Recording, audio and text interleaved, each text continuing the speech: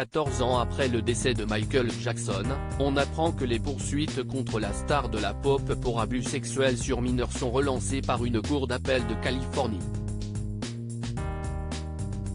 Le 25 juin 2009, le monde de la musique était en deuil après avoir appris la disparition soudaine de Michael Jackson.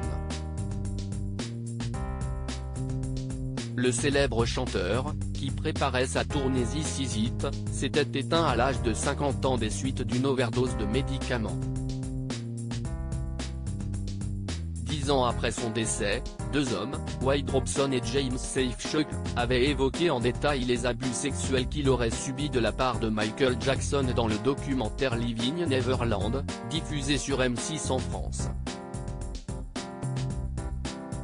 Le premier, chorégraphe de profession, avait rencontré Michael Jackson lorsqu'il avait 5 ans, tandis que le second avait fait la connaissance de la star américaine à la fin des années 1980, à l'occasion d'un tournage pour une publicité Pepsi.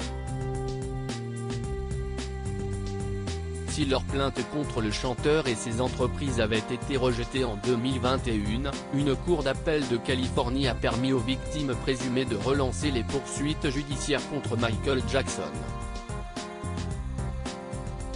Des plaintes contre Michael Jackson pour abus sexuels relancées le vendredi 18 août, une cour d'appel de Californie a permis à Wade Robson et James Safechuck de relancer les poursuites judiciaires contre Michael Jackson et ses entreprises.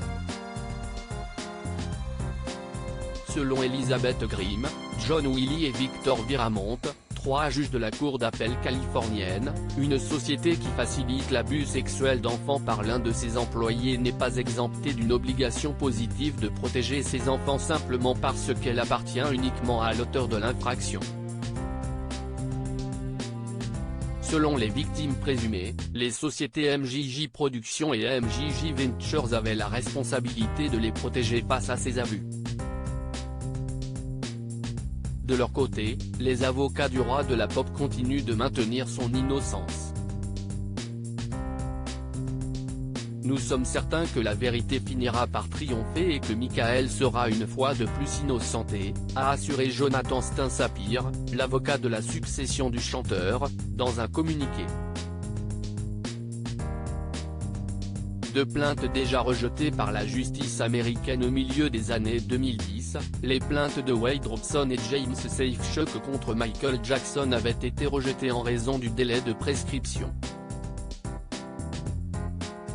Mais, en octobre 2020, le gouverneur de l'État de Californie, Gavin Newsom, avait allongé ces délais lorsque les affaires de violences sexuelles concernaient des mineurs. Leurs plaintes sont néanmoins de nouveau rejetées au printemps 2021. La justice estimait que les sociétés de Michael Jackson n'avaient eu aucun moyen de connaître les faits et gestes du chanteur et n'avaient donc pas l'obligation légale de protéger les plaignants d'une agression sexuelle. Article écrit en collaboration avec 6 médias.